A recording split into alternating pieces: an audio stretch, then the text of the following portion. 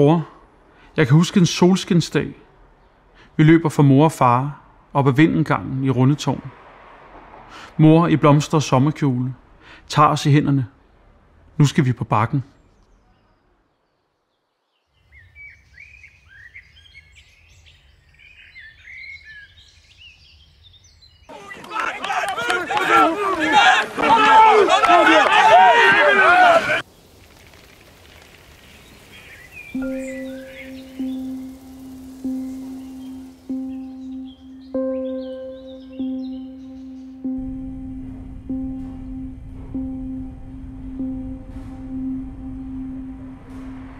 Bror, jeg kan huske, at du hiver en hudflap af din læbe og siger, her, se, det er en pomfrit. Ja, siger jeg, uden at forstå det. Bror, jeg kan huske, at du spiller bas, mens jeg danser med et sværd i min hånd. Bror, jeg kan huske børnehaveklassen. Du henter mig midt i timen. Mor har ringet, siger du. Det har hun ikke. Du mangler hjælp til at stjæle værdier fra skolens lange gange. Jeg stiller ingen spørgsmål. Bror, jeg kan huske at være spændt over det kærestebrev, du skal give en pige fra klassen. Og hvordan du betragter dig selv i spejlet, inden vi går hjemmefra.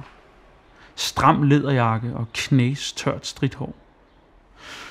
Bror, jeg kan huske kolde vintermorgener på vej til skole, og hvor højt vi ønskede, at bussen dertil aldrig ville standse.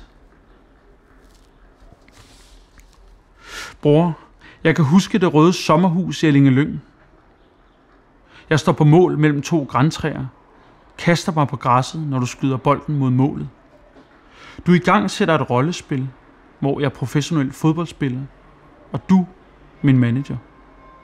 Jeg står på mål for de største klubber, med tusinder af hujende tilskuere. Da du efter nogle timer er træt af legen, lader du det gå dårligt for min karriere. Jeg spiller nu pludselig i den danske 2. division til en sløj løn. Jeg holder ivrigt gang i rollen, i håbet om, at karrieren vil vinde. Men da du ikke gider legen mere, går jeg bedrøvet hen til engen, for i stilhed at vende mig til tanken om, at jeg stadig bare er et barn.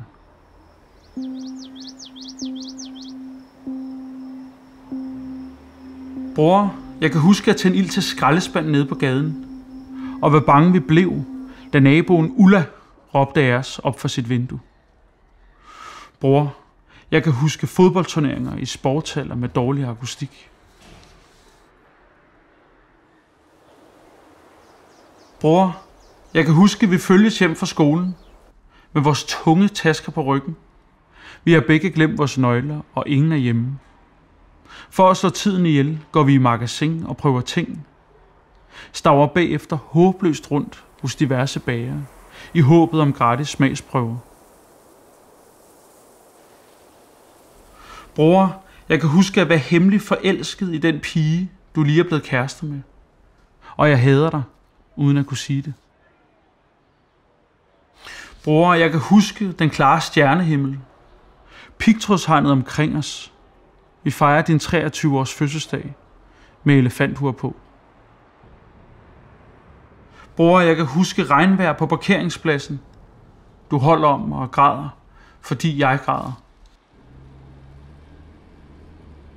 Bror, jeg kan huske dagen, jeg blev overfaldet. Du hører om det. Min telefon er slukket. Stakåndet løber du mellem brokvartererne. På afstand ser du overfaldsmændene gående ved Dominus med pizzabakker i hænderne. Du råber mit navn for at minde dem om, hvem afsenderen er. De vender sig om. Du bruger den grønne rarlejecykel som våben.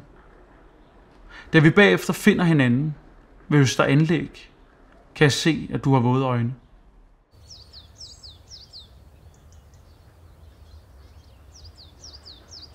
Bror, jeg kan huske, vi sidder hos barberen på Nørrebro.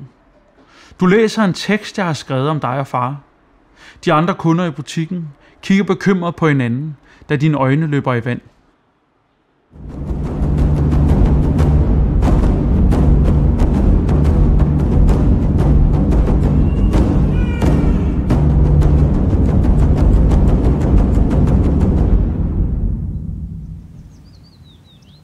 Bror, jeg kan huske, at han kigger dig i øjnene og fjerner burgerrester mellem kindtænderne.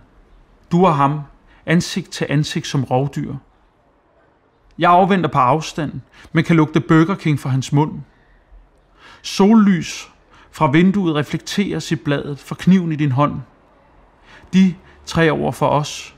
Vi har peberspray, men det har de også. Min tandbeskytter smager af gammel mund.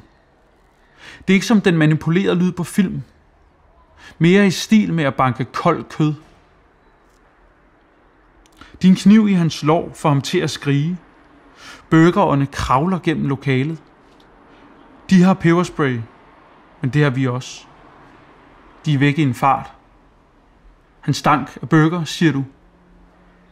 Tænk det samme, siger jeg. Du har aldrig brugt kniven siden.